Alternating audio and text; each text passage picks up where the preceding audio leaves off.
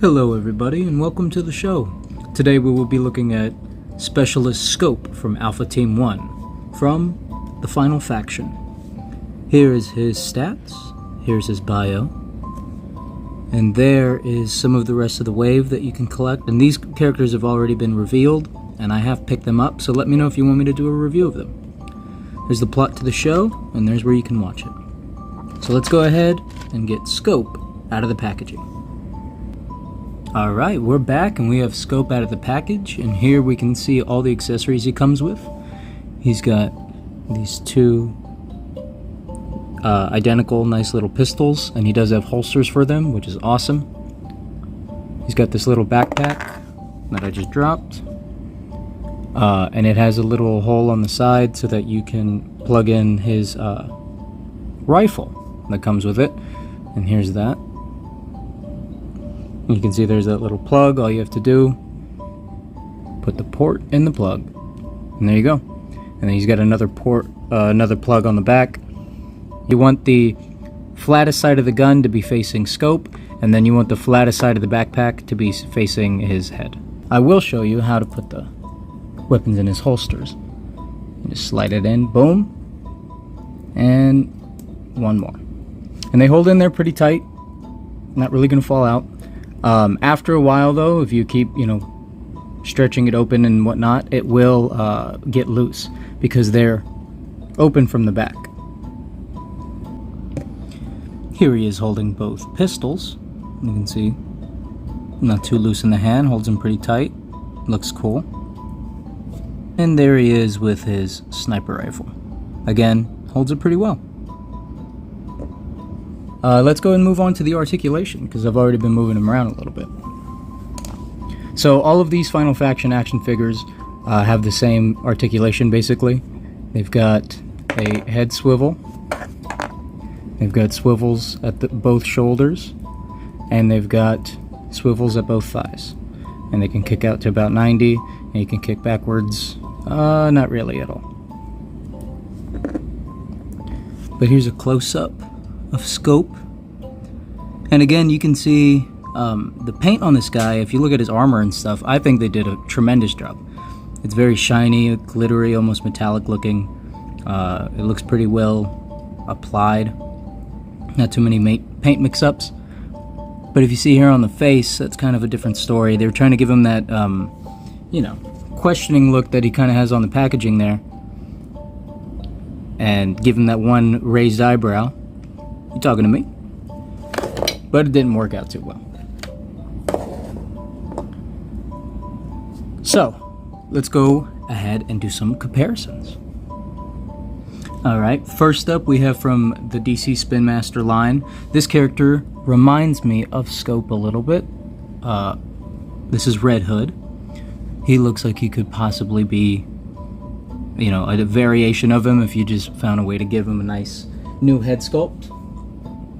Here he is next to a G.I. Joe Retro. So these are all 4-inch action figures, and it looks like Red Hood and the G.I. Joe are both just a hair taller, but they're all about the same size. Let's look at from the Marvel Retro line. Here's a Iron Man custom that I've done.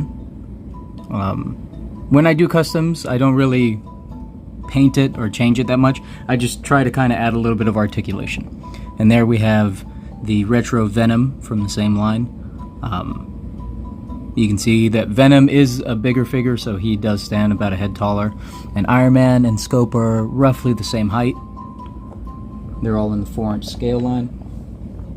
Let's look at another Marvel Retro with Bullseye and Darth Maul from the Vintage Collection. And you can see Maul is just a little bit shorter than the both of them. Bullseye and Scope look about the same height, and those two would actually probably make a pretty good fight. They're both known for their aim and accuracy. And then finally, let's put him next to a Karn Brute custom that I made. And you can see that the Karn is much taller than him. He comes up to pretty much the elbow of the Brute.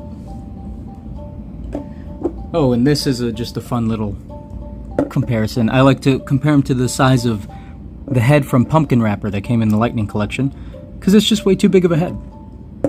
And it looks like it's most of Scope's body. Alright, so these are my final thoughts on Scope from the Final Faction. Now this entire line, I pretty much adore this entire line. For $1.25, you get a pretty great figure with decent painting, amazing sculpt, not the best articulation, but it's $1. That's not too bad, and I've been able to do my best to try to fix it. So, with that being said, here's a customized Scope that I have. I'm not done, it's a work in progress.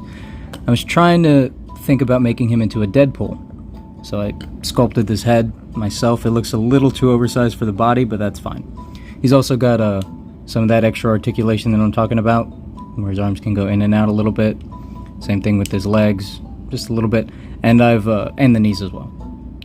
But I've also wrapped rubber bands around his holsters to keep the guns from sliding out. And you can see there's a new backpack that comes in the Scope long range accessory pack. I don't have that here to show you, but I can show you the pack. So I drilled this little hole here on the side, that way you can fit his weapon that he comes with standard, and then this is one of the weapons in the accessory pack. You just slide them in there, and I found a way to pretty much get all of his weapons on him at the exact same time. So let me know if you guys want to see that review. Alright, so that was the review for Scope.